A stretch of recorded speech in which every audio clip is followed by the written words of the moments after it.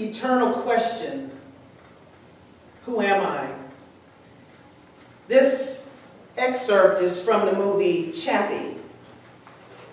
So in the near future, in the movie, crime is patrolled by a mechanized police force. When one police droid, Chappie, is stolen and given new programming, he becomes the first robot with the ability to think and feel for himself. The authorities begin to see him as a danger to mankind and order, and they will stop at nothing to ensure that Chappie is the last of his kind.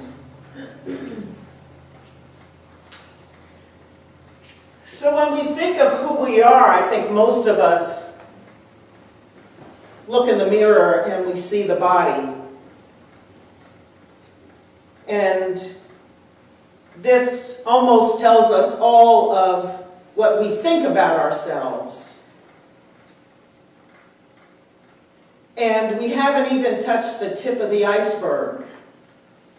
As we continue this series of going through the I am words for the year, today we're talking about spirit.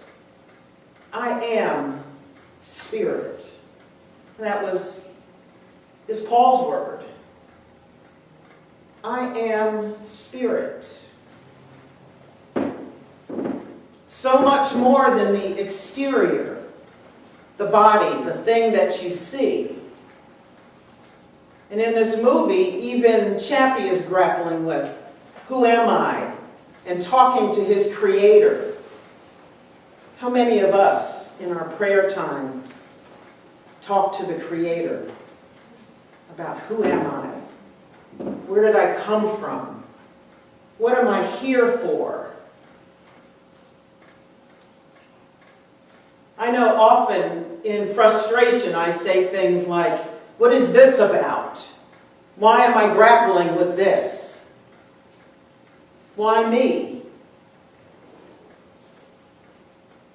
And the question behind all of that is, what is the me? The other voice that you hear is Alan Watts.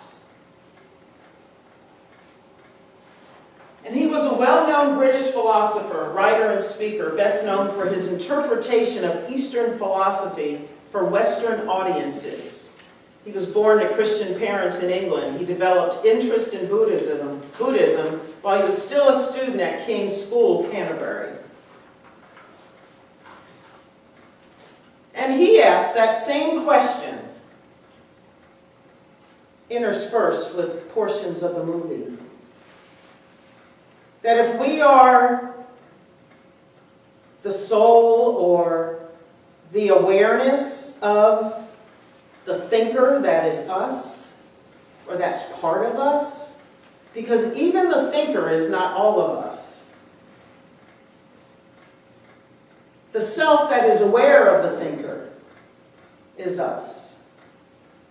Because we're aware that we're thinking. There has to be someone watching the thinking, something. Some energy, some being watching the thinking, knowing that you're feeling, know that you're frustrated, knowing that you're looking in the mirror and perceiving yourself far beyond the soul.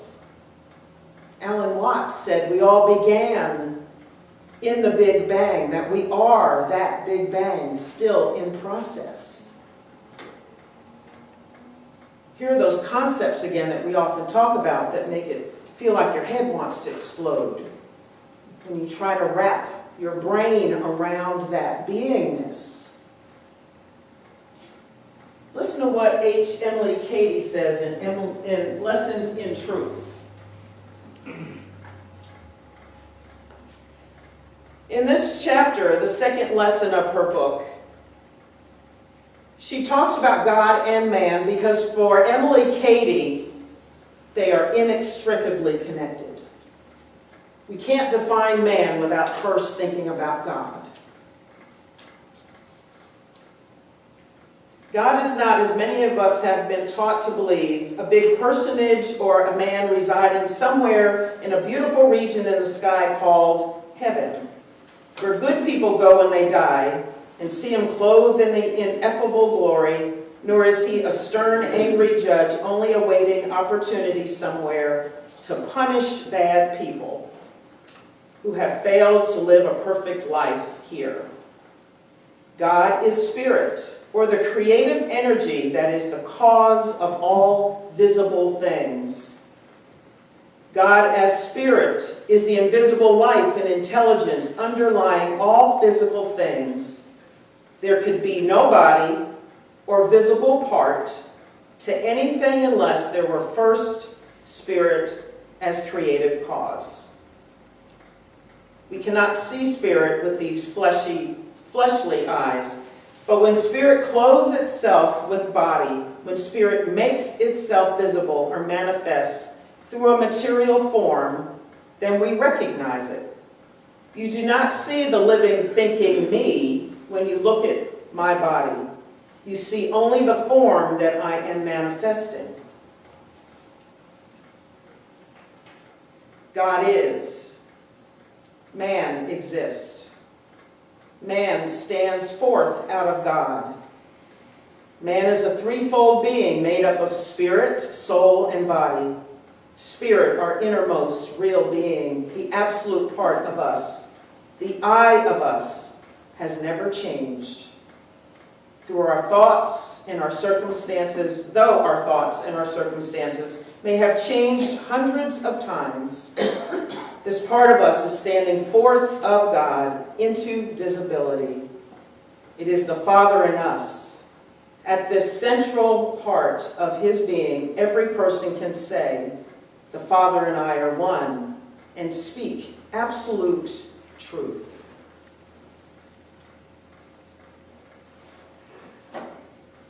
So Emily Cady is saying, yes, we are spirit. This is only the shell that we see, that we experience, that we interface with, that the real us sees through and interacts with the world. And so as we are interacting with the world, our awareness always needs to return to the spirit that we are. In all circumstances, in all things, we are that spirit, the same force, the same energy that is God. For if God is everywhere, in everything, then we are part and parcel of that. Each of us an individual expression. So I try to remember that when I'm in the midst of life and stuff happens, and I think I have no control. Where there is control, but perhaps I don't get to control what's happening, I just get to control the spirit that is me in the storm, or in the circumstance, in the meeting, in the midst of my family, at work, in the car, waking up, feeling pain, feeling joy. So the circumstances and the stuff changes all the time. But you, the essence of you, the essence of me, is eternally spirit. Eternally spirit.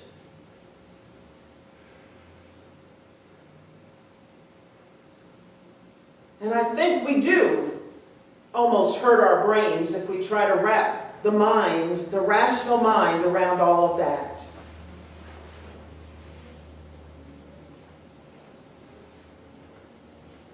Science is showing that the heart actually controls the brain, not the other way around.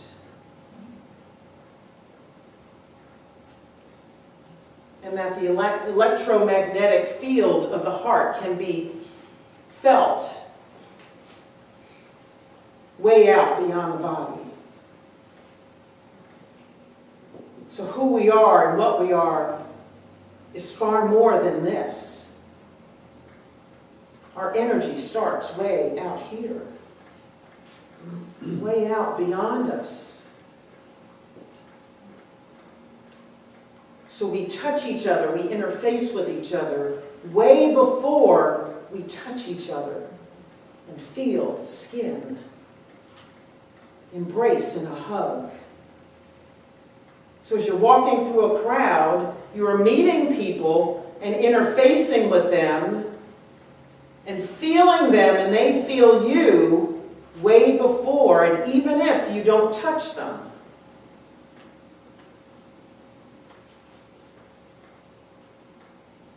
How amazing is that?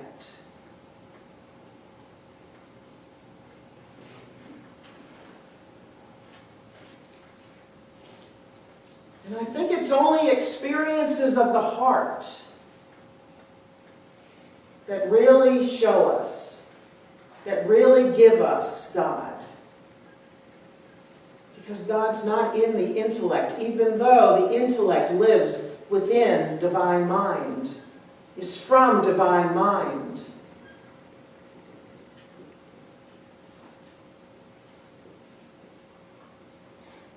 If God is indeed energy and spirit, then we perceive it through feeling of the heart.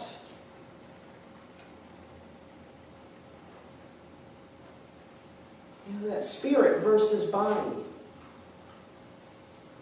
We've talked about before, if you've ever been in the room with someone who is just passed away, that sometimes you perceive them long after their body has expired.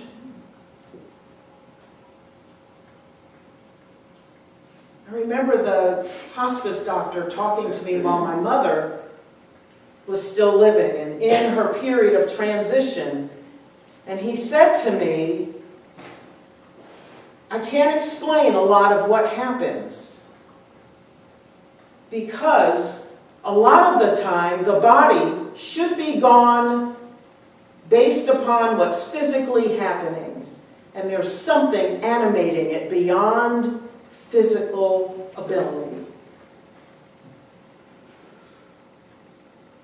And so he can never, he said to me, really tell anybody when someone will take their last breath. I never forgot that. And he and I had that conversation 4 years ago.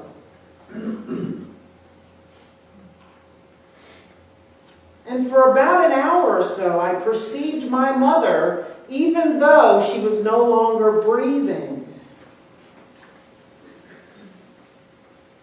And then at some point, I didn't perceive her. I remember that feeling, that palpable feeling of her in the room, even though I knew she was not breathing.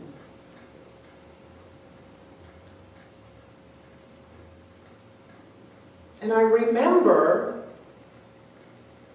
when the funeral home came to get her body, I perceived it at that point as a body and not my mother. It's just uncanny. And as my heart was breaking, my mind was fascinated by that perception. That I could look at the body that I had experienced all 50-some odd years with her and know that she wasn't in there.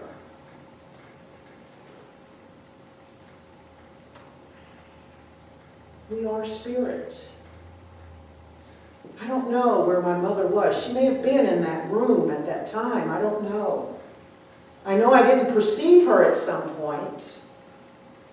But I don't know the answer to where she was. Perhaps she was off doing one of her favorite things. She might have been traveling. She might have been in Paris. I don't know. Shopping. For shoes. They had a lot of shoes. And so does her daughter. My mother has that on her gravestone. It says, "I've gone shopping." And my dad's has his sign says, "I'm at the rodeo." With a bucket horse. Perfect. Yes, we are spirit. And so way beyond when the body is done, we still exist. We existed, they say, before we animated our bodies. At the beginning of time, perhaps we all existed.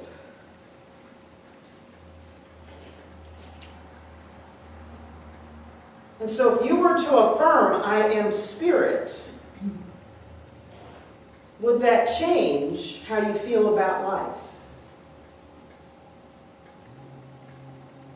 Would that change how you look at yourself in the mirror? Would it change how you respond to circumstances? Spirit is powerful. Pure. Spirit is all-knowing. I remind myself of that before every talk that I give. Because I know it's Spirit that's speaking, the Spirit of me, the Spirit that is one with God, that speaks through this body. And not Kim, the personality. And I think it's important for us at some point to start doing things the personality of you wouldn't normally do, because I think that's where we meet God. Every time we do something that makes rational sense to us, and we say, "Oh yeah, I can do that," I think we stay within the personality. And as soon as we step out to do something that's unconventional for us, something that up until now you've never done, never tried, always thought it was beyond your capability, then you get to meet Spirit, the Spirit of you, the Spirit of God that is you, to move through that new situation, that new circumstance, that new action.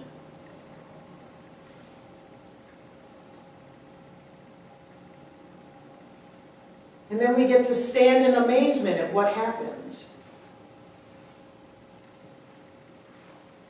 So if we step out of the safety of what we know, what we're used to knowing, what we're used to thinking about ourselves, and step into something that seems beyond us, there is nothing beyond Spirit.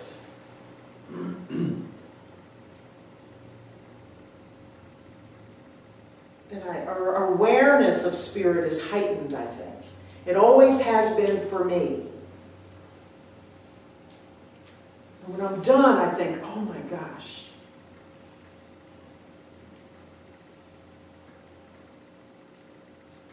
Where was the Kim I knew? Yes, where was the Kim I knew? I think that's why I test myself physically so much. I was not an athlete growing up. I was a bookworm. I still am. I'm just a bookworm who works out now.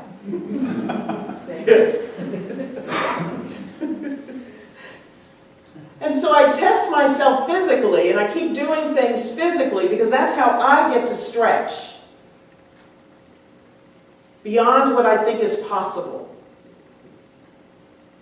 And so when I lift another 40-pound weight, and my trainer is challenging me, and she says, "How about it?" Usually, the Kim that I'm used to is like, "I don't think so."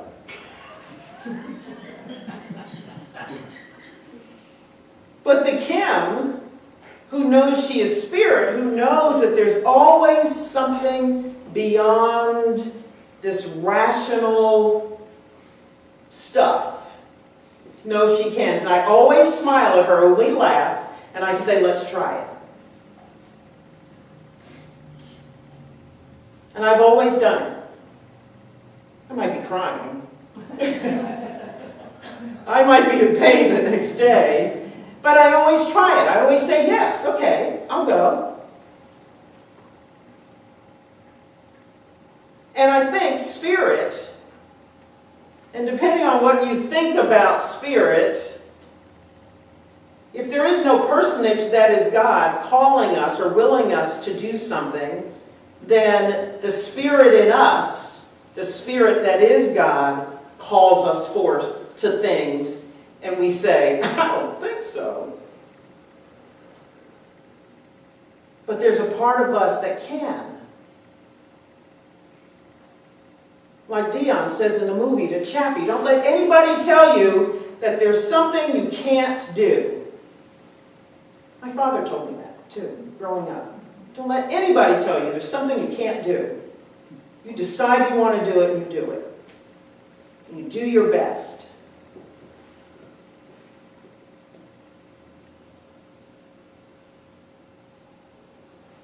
So we call spirit in, the spirit that we are, not the spirit out there. There is no spirit out there.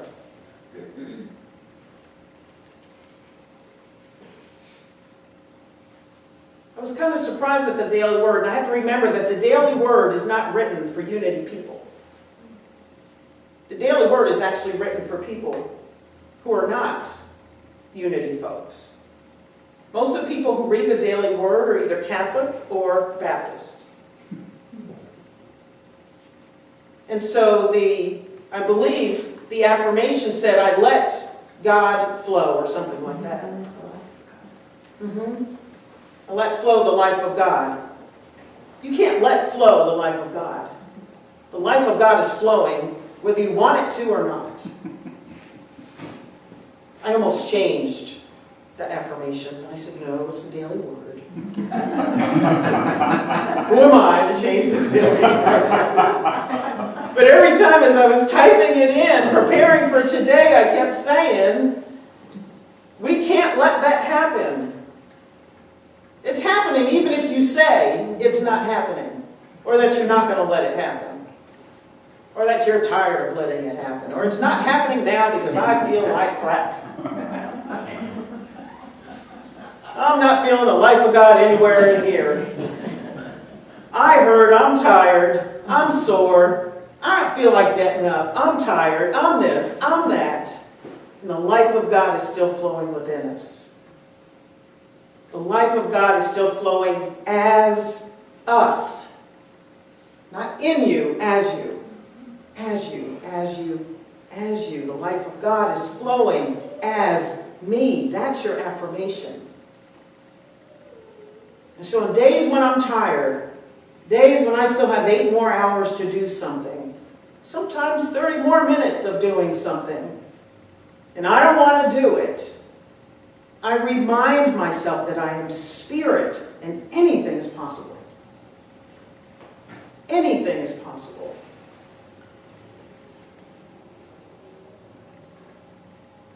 I am spirit. You are spirit. We are the same spirit. So as you're fussing at somebody or running from something or someone, some situation that you don't want to deal with, all of them are spirit too. All of them. Those people. My boss. That person I manage, my supervise. All of them are spirit too. One spirit, one mind, one life.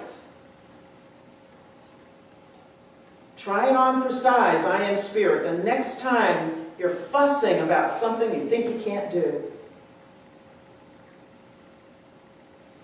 call in the spirit of you that is inexhaustible,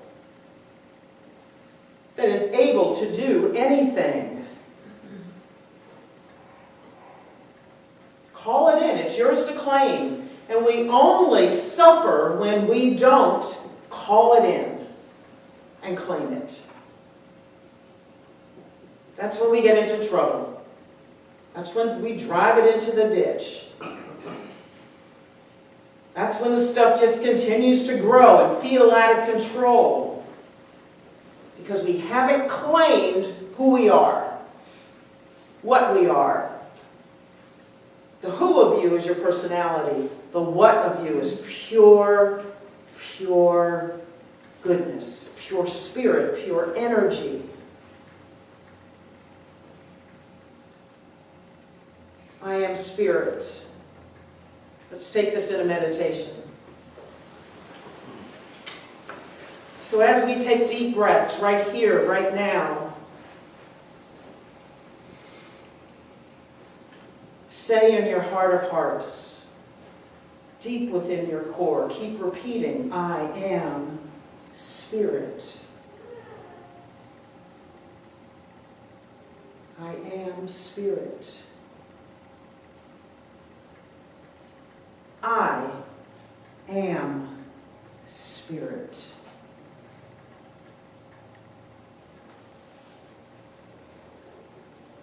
I am spirit. The same force that created the heavens and the earth. All of the beautiful flora and fauna upon this planet.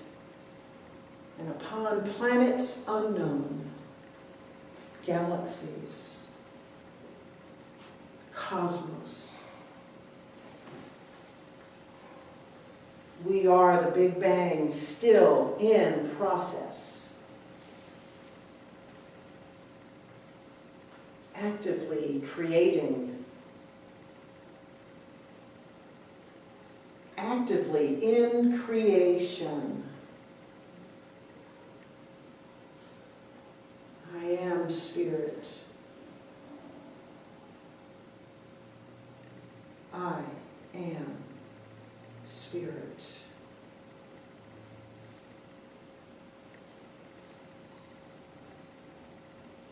Limited only by my limited thoughts. Free, whole, complete. The intelligence of health that heals.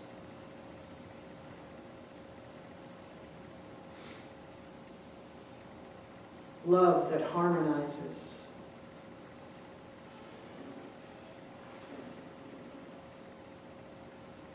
You are abundance that prospers.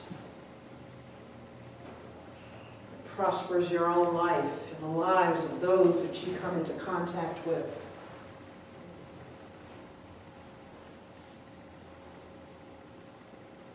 Your energy that mixes with all the energies of the people around you. This energetic body that is this community right here, right now, in this room.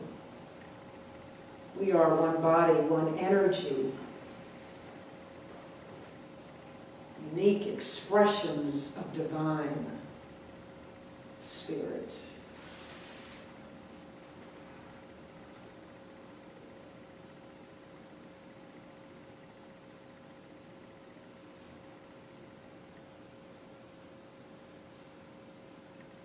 I am spirit. Keep repeating it. Feel it in your heart.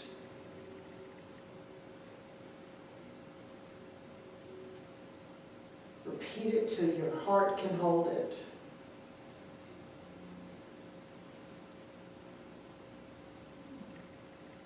Just let your brain relax.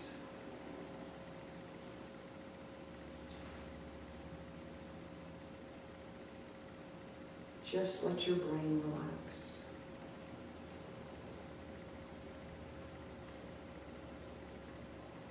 And let your heart be. I am spirit. Take a deep breath in. Hold it for a few seconds. Exhale, letting the realization of what you are settle even more deeply into your heart. even more deeply.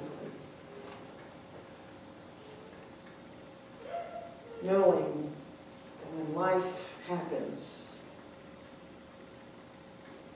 when the stuff hits the proverbial fan, you are spirit. You are spirit. One more deep breath in. Exhale. Just relax.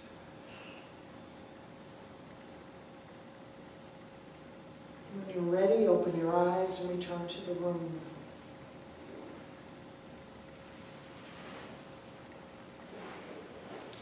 And while we're still in this relaxed, peaceful state, let's now call out the names of those for whom we want to pray and hold in this awareness, in this consciousness of love and peace. So just say the names, just the name only. I can see. Yes. Harper. Cal. Laurel. Janet. Marlene. Yes. Tess. Jen. Jim. Joe. Jennifer. For Neil and Patricia. For Troy and Francis and Genevieve.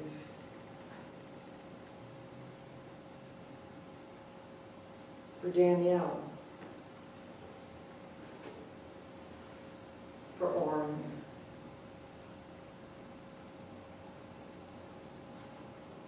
I know. Yes. Continue with names.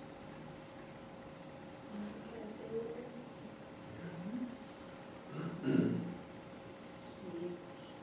Mike. Dave. Sherry. Michael. Bethany. Lucinda. Candace. Bud. Steve.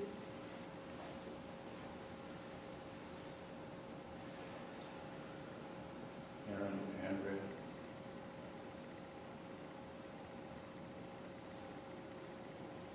For all of our first responders, for all of our men and women serving in the armed forces.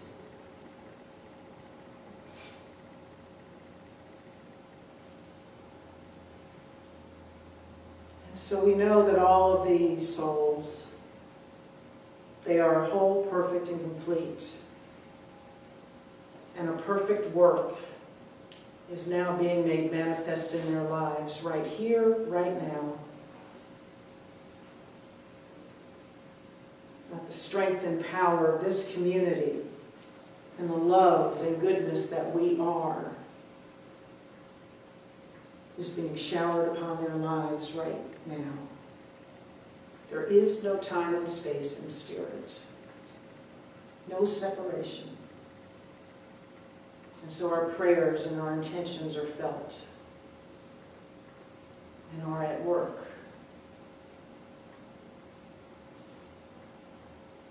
And we offer this in the name and in the nature of Jesus the Christ, who is our brother and way shower. Amen. And so in this very same energy, let's take our tithes and offerings in our hands.